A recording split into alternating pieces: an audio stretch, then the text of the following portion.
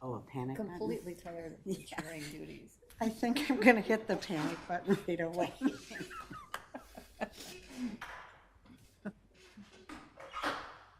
right, we are live.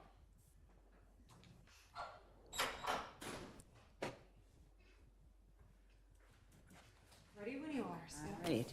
Good morning. What a beautiful fall morning. So I welcome everyone and thank you. I forget your name. Richard. Well, we hope you enjoy what you're hearing, and we would welcome you to be on the committee if you think you'd be interested. So now it's time to call the meeting to order of the Senior Advisory Committee. And I will take roll call. Present, Susan, Bill, Julie, and Jack, and Patrick. Until 10:45. Pardon? Until 10:45, I have to Okay. leave a little early. Patrick till 10:45, and Nancy. So thank you all for coming. The next item on the agenda is petitions, proclamations, suggestion, complaints from citizen, committee members, or staff. So I guess, Alyssa, this is where you take over. Yes. Well, I'll kick us off with events, and of course, if anyone has any complaints or things that we should talk about, this would be the time to do it as well. But just to talk about things that are coming up on our calendar, we have a community open house of our fire department that's coming up on September 18th from 5:30 to 8 p.m. So if you're looking to learn more about what our fire department does and learn more just overall what the organization is, this would be a great time to do so. And I think they're providing a free meal as part of that as well. In addition, the fire department's hosting an American Red Cross blood drive. Also next week, it's going to be a very, very busy week on September 19th from noon to 6. Please feel free to register, sign up. That will be done at the Victoria Recreation Center. And then also just wanted to throw out there that we still are having our Victoria Farmers Market at Enki Brewing until the end of September. So feel free to come by and get your produce at the market. We also have Donuts in Victoria, again, busy week. So September 20th, next Wednesday at 9 a.m., they're going to be talking about transportation, specifically all the transportation projects that are coming to Victoria in the next few years or so. So this will be a great opportunity to meet with our city engineer, learn about the Highway 5 project, and get all of your questions answered. Well, that was one thing I was going to ask, but it kind of falls into this. I read that there's going to be a meeting at the Arboretum that will talk about some of the Highway 5 project, and then was there another one in Victoria as well at another time? But my question is, will this be kind of an overview like what we'd hear at the Arboretum or the other meeting that I can't remember that I saw posted on the Facebook page? Yeah, there's going to be a few open houses to talk about what you just mentioned. There are going to be a few open houses that are going to be at the Arboretum to talk about the overall impact of this project that are open to the community. But yes, this will be kind of a condensed version of that and a lot more just an overall explanation, where that one's a little bit more open house. So it's kind of walk around, ask questions to the staff and whatnot there. So Perfect. I got 3 slides for events today. It's a busy fall calendar. I wanted to bring this to our attention. We do have our Medicare 101 workshops that are coming up. There's 3 sessions. The September 19th, October 10th, and November 9th are the same session, just different opportunities for people to sign up and learn. So if you're interested on that, you can check out our Victoria Recreation Center programs page to learn more. And then lastly, I wanted to bring to the attention is our park survey. I don't know if anyone has seen this yet, but we are having a citywide park survey. We're asking for residents, visitors, anyone to provide feedback on our park system, its current status and the future of it, just to give us a really good understanding of where we stand today and how our residents want our park system to look like in the future. So I have flyers out. I think I set one at each of your tables at the dais, but if not, I have some over here as well, and then you can learn more about that on our website too. So, yes. How has the response been to that? Yeah, that's a great question. Our goal was about 200, and we're just at that at about 196 or so. So we're getting really, really close. So if none of you have taken it yet, that will get us to that 200 mark. And that, Chair, is the end of this part of the presentation. If anyone else has anything to add, please. Yeah, I just wanted, we talked a while ago about, different people on this organization doing different things for seniors, and we just have some coming up this month, so I just wanted to mention them at the library. Today, we're doing a grandparent story time, which is really cool. We're doing it then on Tuesday, we have a grandparents and kids game afternoon.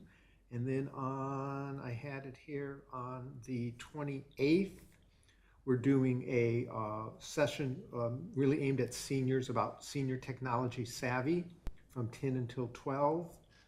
So those are the 3 events in September. And then in October, I don't have the date in front of me, we are doing a chair yoga class. I can get that date in just, we're doing a genealogy class, which we know sometimes seniors like, on October 12th. And then the chair yoga is on October 19th. So we're doing a lot. Thank you. Patrick, is that senior technology at the Victoria Library? Yeah, all these are at Victoria Library. Okay. And the cool thing about the Senior Technology Day, it's before we open. So people will get lots of attention and not having the librarians bothered by someone else. Will be Susan and then our tech associate, Scott, who will be here. Thank you. Thank you. I do have one question, or I have one comment. I watched the council meetings, the last council meeting, and one thing came to my attention. It mentioned they were, I don't know if they were looking at budget or whatever, but they were talking about Southwest, and specifically Southwest Prime, or the Southwest service. And Prime, there are a lot of different varieties of Prime. And they mentioned on there they were thinking of possibly not funding the Southwest transport to the airport as well as to the Mall of America.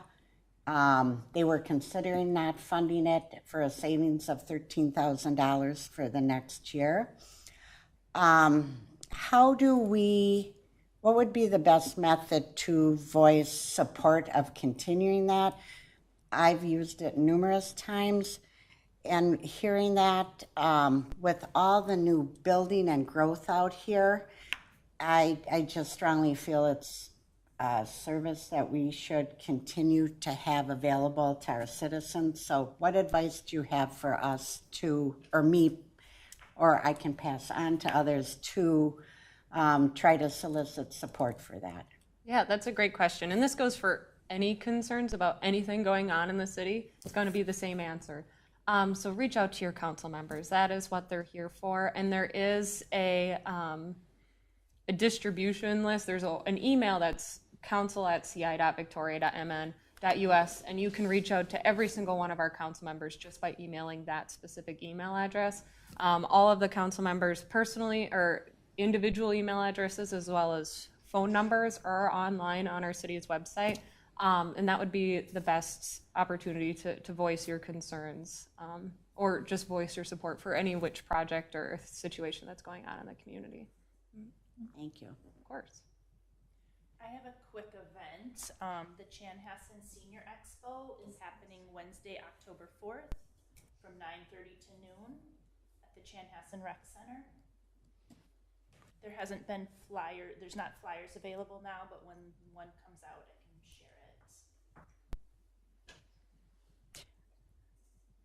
it. Okay. And I'll just mention one other thing. As I mentioned, I came from playing pickleball this morning.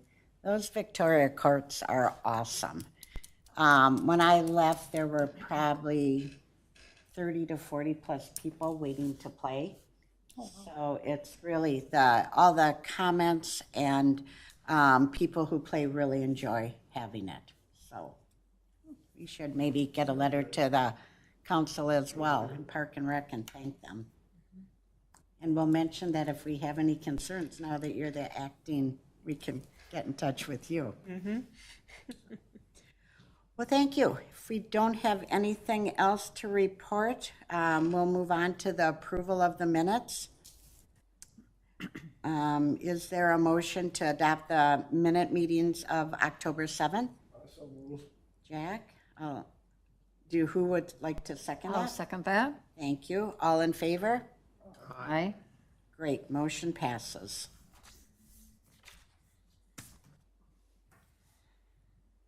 All right. Old business? We're all old, so. All right. The next, Alyssa is offended. I know. Julie's offended. all of us behind this. We have new business next. Okay. It's okay.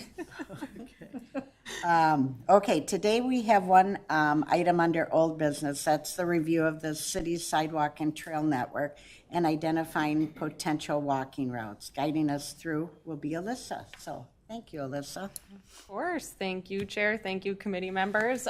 So this is about the third or fourth time we've gone through our trail routes this year or so, and I think we're kind of getting closer to the tail end of this, but we brought this to the Parks and Recreation Committee last month just to see what their thoughts are, if they had any things for us to consider. And I think they had some really good feedback. So I wanted to share that with the committee and kind of talk about, some suggestions they had as well as ideas moving forward. So you all are probably familiar with this map that's on the screen minus the light blue sections. I'm going to hide those quick.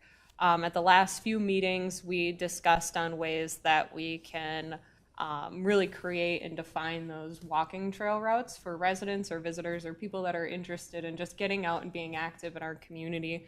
And while we were going through some of these routes and as staff, we started to walk some of these just to really see, what they actually look like when your feet are on the ground. We've talked in past, these are really based on what we can see as an aerial view, so elevation, incline, just overall feel is not included in when we develop these. And a big piece to this was also having adequate parking, or at least like some sort of trailhead that people can park in a nice area and then be able to get on the trail and walk. So in review of some of walking these, as well as talking with the Parks and Recreation Committee, there was an idea that was discussed on one, are these plowed in the winter? Is this something we want to take a look at and still have some sort of trail availability or mark them when we do eventually get to marketing and promoting them as walkable in the winter time? And then the other thing is age friendly. In walking some of these, there's significant elevation changes, there's serious incline changes in some of these trail routes, which will pose challenging for anyone that might not be able to walk something to that level of incline. So that was something we wanted to think about a little bit harder on the staff perspective of how do we still have trail routes, but also consider people of any skill level or physical activity level that could be able to get out there and walk. And I think, walking through that, there's a great ability for us to diversify these trail routes for anyone that is interested in walking and getting outside and enjoying our parks and our lakes and just the overall area and feel of Victoria. So in addition to these 6 routes that were identified, staff looked at some walking routes that were a little bit smaller, looking at that 1 mile route for, again, people that might not be wanting to walk as far, but also areas that have low incline level. So I'm going to hide these 6 for a second. I'm going to pull up the other ones. So through that, we've identified some age-friendly routes is what we're calling them. And I'll walk through those, but before I delve into each of these areas, I do want to say that the term age-friendly, we were reviewing what other cities have done and found that the city of Boston, obviously very different than the city of Victoria, but they have a very robust age-friendly walking route. So on their website, they have a list. They're very specific to free of stairs. They are plowed in the winter, so that's something we would have to dive a little bit further into. But they also have parking nearby, and then they have listing of what kind of amenities there are. So on the website of them, they have a map of each of the trails, and you can click on each one of these. They also provide some background, which we've talked about incorporating that historic element too, but also have some sort of resources that are going along with these. So if they have benches, if they have bathrooms, if they have adequate lighting, like what kind of all those little amenities are important when considering what age-friendly walks means to them. So I just want to note that that is where this idea kind of came from, is reviewing what Boston has done in past. Excuse me, are all of our paths paved? Are there any gravel or are they all asphalt and paved? That's a great question. That is also something that we're looking at, and no, not all of them are paved. We still have some gravel trails that are in the city of Victoria that are also advertised in some of these walking routes as well. So that is something to consider too. Can gravel trails be plowed as easily as paved? Definitely not. So something we've asked our Public Works Department to do is get a map of the trails and sidewalks that they plow. Obviously, with sidewalks, it's going to be a bit more challenging because we put it on our residents to take care of the sidewalks that are in front of their house. So there are going to be some areas that are dependent on households to upkeep, and we might not want to advertise that if we were looking at winter routes because we just don't know to the level that they're going to be plowed and maintained in the winter. My last question, hopefully, is are e-bikes allowed on all of the paths or trails? As of today, yes, there's nothing that's prohibiting e-bikes from traveling around. Obviously, there is always a speed limit, so as long as they're within that speed limit, they are currently allowed. Which is what, 15? I think 15. The Lake Minnetonka Regional might be a little higher, 20. Is it going to be at the start of each of these trails? I mean, all of them,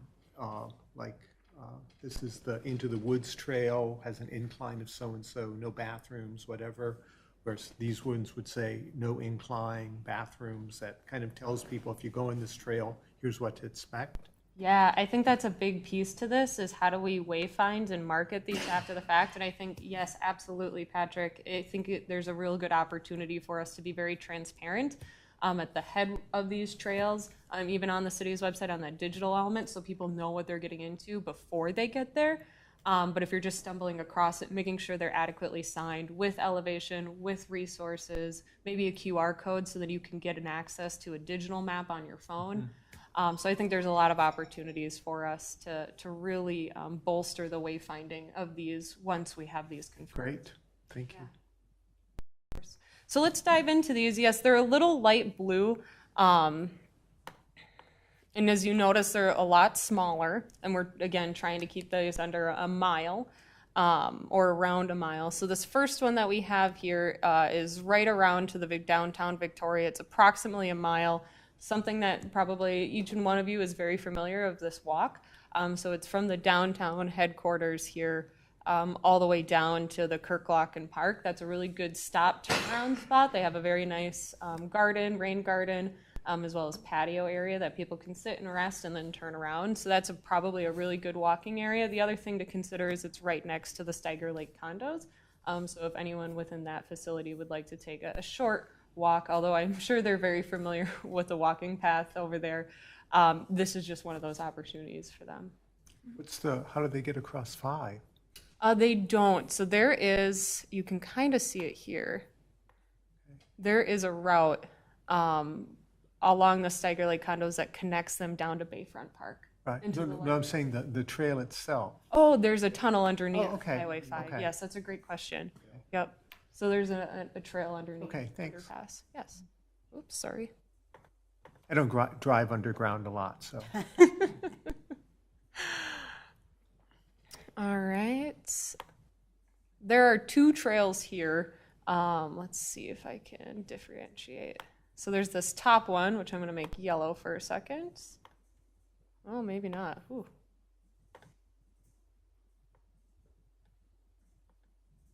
There we go.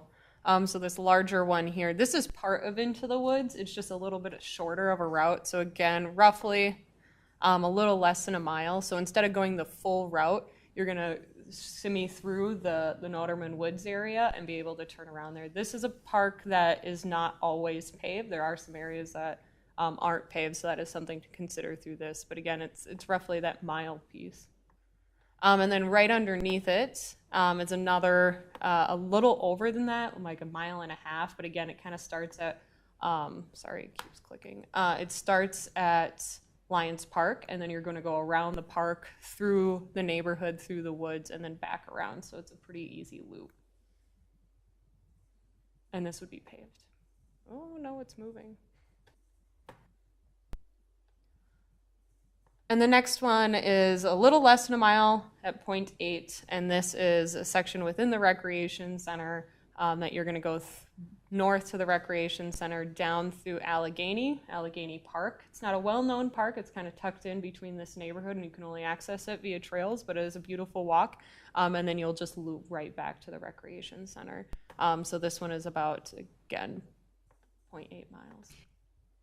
With these shorter trails, and I've walked some of them, I probably all of them, never knew the name. Are there any elevation issues with these? Because I think a few of them I'm not sure. Yeah, that's a great question, and that's something we've considered as part of this. So the one that's up here does have some elevation when you get to Kirklocking, but of course you don't have to go all that way if it is something, but it is a very low incline or long incline, so it isn't straight north right away. These two are relatively low inclination. Obviously, when you get farther up, and if you take the full into the woods trail up into this area, that's where you see the most serious incline. There is a section, let's see if I can pull into it, somewhere in between Narcissus and Roy Street where it does go down. There's almost like a drainage ditch or a creek that flows underneath there, so there is a small dip and then you come back up. So that is something to consider as part of this too. And then this one, there is really little incline whatsoever. And as part of when staff walk these, we did use our fitness trackers to track, so we do have really good elevation on some of these trails. We haven't done all of them yet, but that is something we'd like to get into, just so then we can actually track what the incline is and where it is, so people are very clear on what this route looks like before they walk them.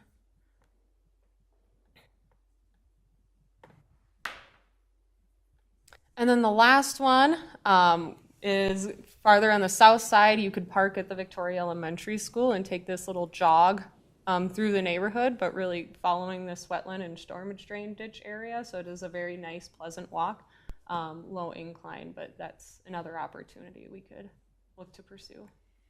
That's a really nice walk.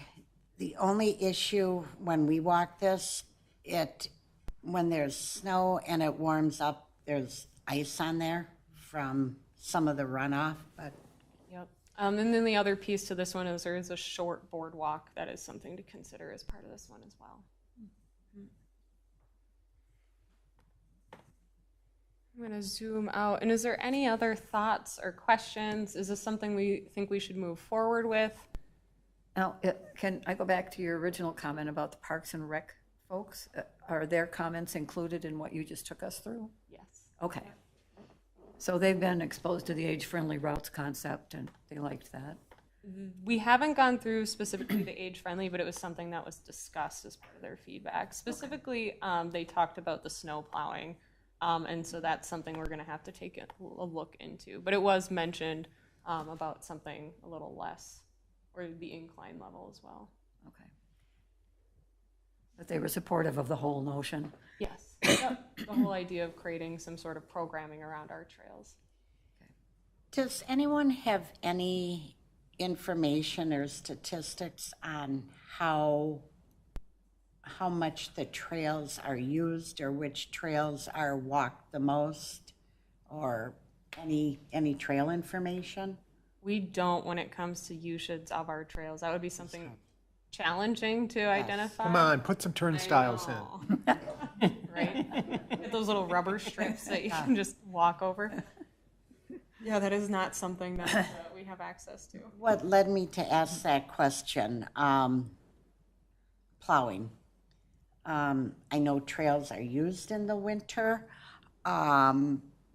Realizing that streets probably are the first priority, city public sidewalks, you know, is there a way to identify trails that would be plowed first or that will be plowed, or because it might be hard to get them all plowed? Absolutely, and that's something we've asked Public Works to identify is what trails are plowed. And then we do have routes already established, so obviously it would go streets first, even sometimes that second run of streets, because the first run doesn't always get to what you need it to be, and then it would be trails last on that list. So that's part of that, of trying to identify which trails are plowed, what sidewalks are maintained by the city in the wintertime, and then overlaying this map on top of it and seeing what we're missing. Because that might be a big piece. This might be a summertime map by the time we get that information, and we might have to rethink about the wintertime and what that looks like too. The other point, or the other thing to note, is we do have a walking track inside at the recreation center, so that's always a big plus to that. Currently, are any trails plowed? There are some, yeah. I just don't know what area, but we do plow our trails. Thank you. Mm-hmm. Okay, if we're done with old business, but that more or less moved into new business, didn't it? Yes. So before we move on, I just want to see, is this something we'd like to pursue, this age-friendly routes, creating those smaller routes and identifying them, branding them? Yes. Okay. Do we need a motion on that, or? No. Okay. Nope. We do not. But thank you for asking. All right. So the next item on the list, or item 6.1, which is new business, is consider a walking audit criteria. I'm going to pull up some documents here. Maybe.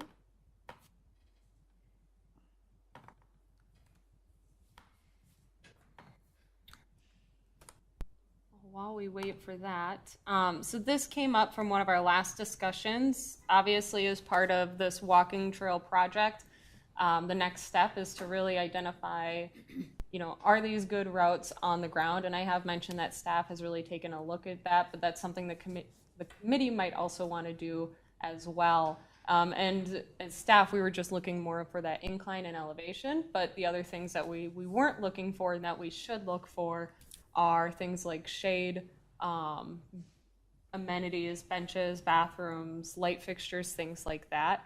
So I think that might be a really good step, and I know what we discussed in past conversations, that would be a really good step for us, is to actually have some sort of walk audit done, walking on these trails and making recommendations for improvements for in the future. And obviously we've had conversations with Carver County Public Health. Pat came out about a year ago now to talk about some of those funding opportunities for projects such as this. So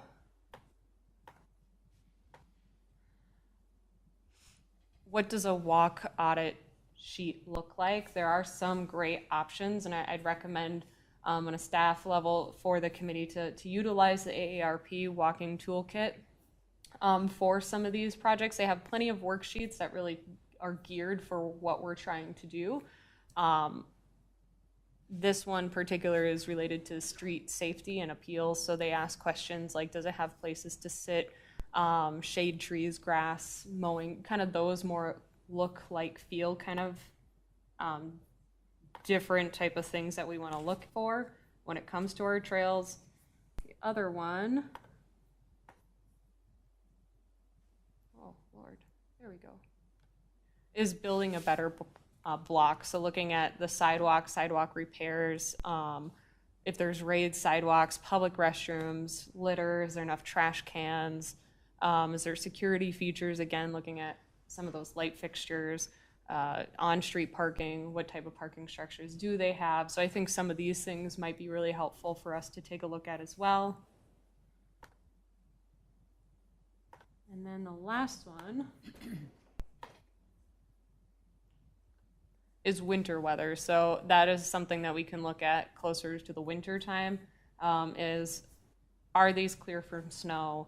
Are these salted or sanded? Are these well lit? Again, looking at crosswalk visibility, things like that, in addition to benches and ramps. So that would be kind of what the walk audit would look at. I would suggest we could modify some things when it says or places to sit. We should define on the distance between different benches, or if there is some elevation, which we've talked about some elevation changes on the larger routes, making sure that there's proper benches either before or after some of those incline areas. So this would kind of be the guide that would help us walk through those walk audit processes. Is there any questions? Should we think about things differently? Should we consider doing our own, or is this something that would help us when we start conducting those audits? I don't think we ought to invent anything. I mean, I understand the concept about, of how far apart are the places to set, but I think you have really great toolkit here from a reputable organization. I don't know why we would start and develop something of our own. I agree with Patrick. It looks pretty thorough, the 3 different components, and I don't know what we could add that possibly isn't covered, and we could always note that at the bottom. There's something. Perfect. Yeah.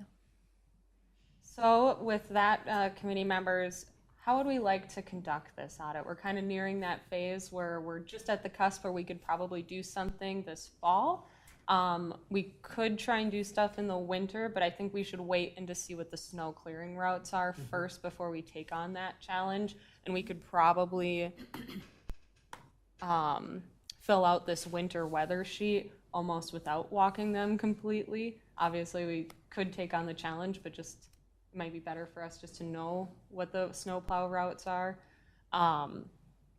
before we even consider doing something like this. But since we're getting into fall and then spring will be right around the corner, at least I hope so, short winter, we can start really identifying what our plans are for walking. And there's a couple different ways we can do this before I pass the baton on. We can do it as a committee. We can take on the challenge and walk together. There's some niceties of having that. First, we have scheduled meeting dates that we could utilize for those. So we have a scheduled date. We are in the morning, so it is a little bit nicer of weather for that. And then in addition, we might learn from each other as part of that exercise what other people might be thinking. So if we chose to do that individually, we have an idea of what the rest of the committee members are thinking. The other option is to take this on individually, whether it's 1 or 2 routes or just in your free time you're looking for a route, you take on one of these and you just provide the information to myself as staff, and then we can kind of correlate them and develop kind of a master list at the end of this walk audit session. No, I think we ought to do it alone, only that we can get through a lot more. We do it as a team. Yeah. It's going to be each meeting 1 route. So I think we can trust each other and say, we have a really good tool here to use. So I would suggest doing it on our own. I agree with Patrick, because I know Sue and I both have Army of Walker friends, and we could enlist them. And, Jack probably has friends from his place too. So we could enlist friends and, get a lot more eyeballs on it. If you could provide us with a map of the trails, the age-friendly trails, and the toolkit, we could enlist folks to help us with that. And there may be a sign-up list, so we know who's doing it. So I don't go do a trail that you just did the day before. Yeah. That we can do. Are we initially only going to start with the age-friendly trails, or what are thoughts? Don't know if the order specifically matters. I also want to ensure that you are all comfortable taking on things that you are physically able to take on or enjoy taking on. So if you're not interested in participating, you do not have to. But also if one of these seems to be more challenging than the other, I wouldn't recommend somebody taking on, like this trail up here, I think is significantly challenging when it comes to elevation. I wouldn't suggest anyone taking that one on. But rather they might want to take on one that isn't age-friendly. So I wouldn't cap it or say we have to do these first or another. I think we can combine them into a giant list and check them off as we go. But in hearing the discussion about enlisting additional support, is there interests in almost promoting this externally amongst the community members and saying, hey, we're working with this project as a senior advisory committee. Here are the routes that we've identified and like to move forward with. Help us better these routes, help us better our community by taking this walk audit with us. You can fill out this form and submit it back to staff, and we can receive external feedback as well. That's just something. I think that's fantastic. Yeah. I think that would, there's a lot of mileage to cover for 5 of us. Yes, there is, especially some of these larger ones. I will say, if you are taking a look at which ones you might do in the future, this one's probably my favorite one, this area right here. And this one's very nice. I've done this one twice now, and this one once, and they're definitely some of my favorites. But yeah, they're very long. I think this one in total is about 4 miles. So it does take a little bit longer of time to do this section. This one, about 2.5 miles. So, all right. Well, that is something we can do, is create a list. We can look at some community input and engagement when it comes to this project, and we can get together some of these worksheets and get them out to each and every one of you. We can get started on this. Great. Great. All right.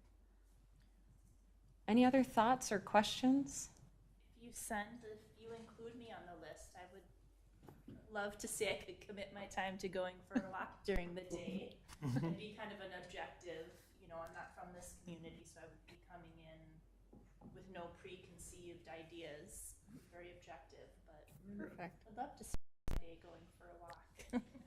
Well, thank you, Dawn. On work time. Yeah. Yes, sounds wonderful. Do we want to try to get these completed by a certain date this fall? Or what are thoughts of committee members? I would look to Alyssa and say what's realistic, because staff does so much of this work in terms of compiling the audit document.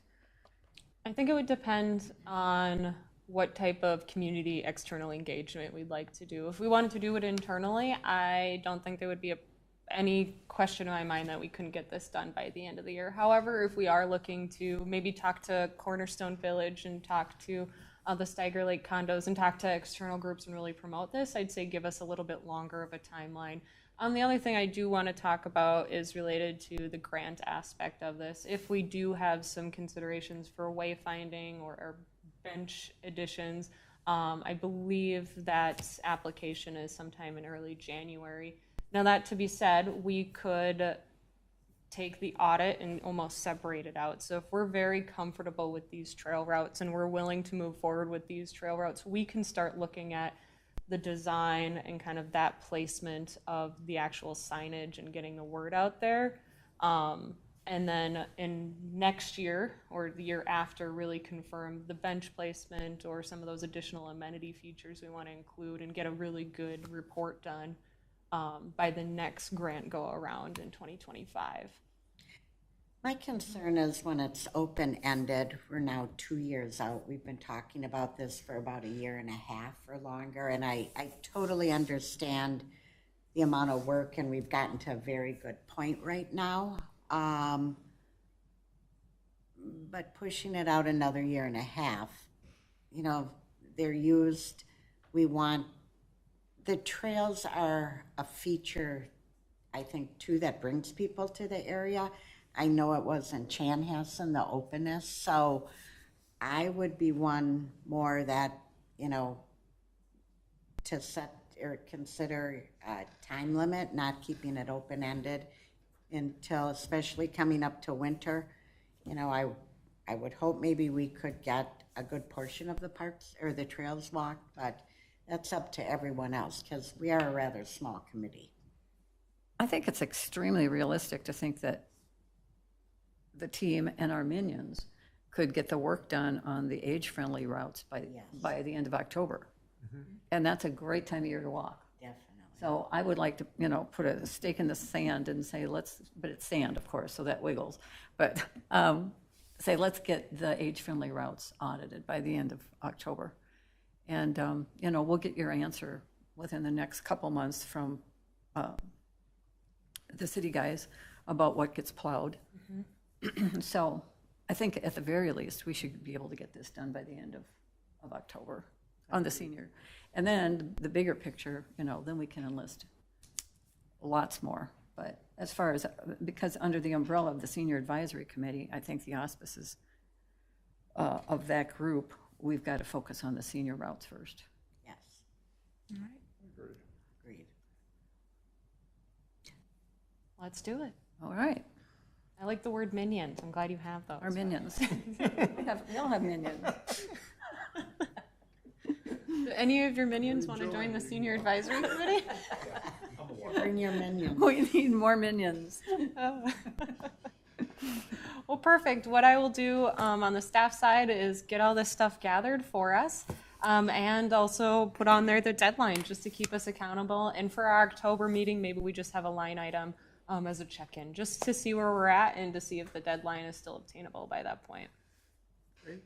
All right. Is there anything, I live in the Starry Lake condos, and I'm familiar, of course, with the Minnetonka Trail here, but all of these others, I was not aware of them at all. And is there a way to either name them or make more people aware some way? Yes, that is a great question, and maybe something we missed when we were talking about this in the times past. I temporarily named some of these. That is not to say that they actually have to stay these names, and I think we should consider as a committee what we officially name some of these and get the Parks and Recreation Committee involved in that as well. So maybe that's an October discussion. Obviously, they're just numbered, my apologies, with numbers right now, and I think that's what we can keep them on until we officially have some naming conventions.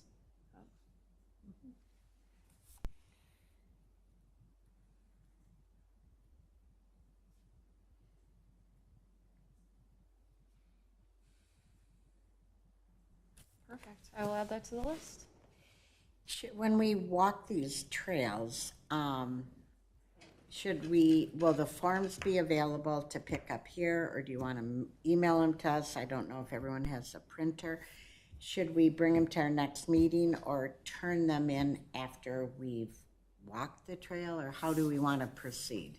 It can go either way. I can get all these printed off in kind of a clipboard packet for each of us, just so then you have something printed and available for you. Also, these can be marked off digitally, but I don't know how comfortable anybody is with that. I think personally for me, I would prefer paper for this, just because then you can take down notes and cross things off as you come across them. So we'll get these printed. I'll send an email out when they're ready to be picked up, and we can move forward from there. When it comes to turning them back in, you can either turn them back in right away, or you can wait until the next meeting as well. I'd be happy to take them either way.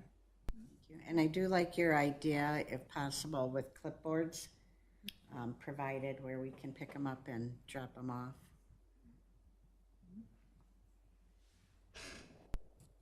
That we can do.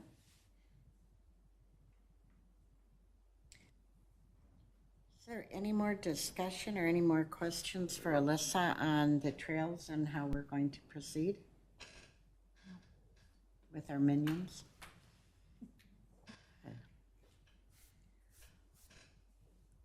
I guess with that, is there any other business? Well, then I move we adjourn the meeting at 10:42. All in favor? Aye. Wonderful. Meeting is adjourned. Thank you. Yeah, I don't have to leave early. Richard, did we scare you off? You may be positive, but yeah. My kind of place. My kind of place. I'll put it in an application for sure. We've had visitors that have never come back, so. We're getting a compliment.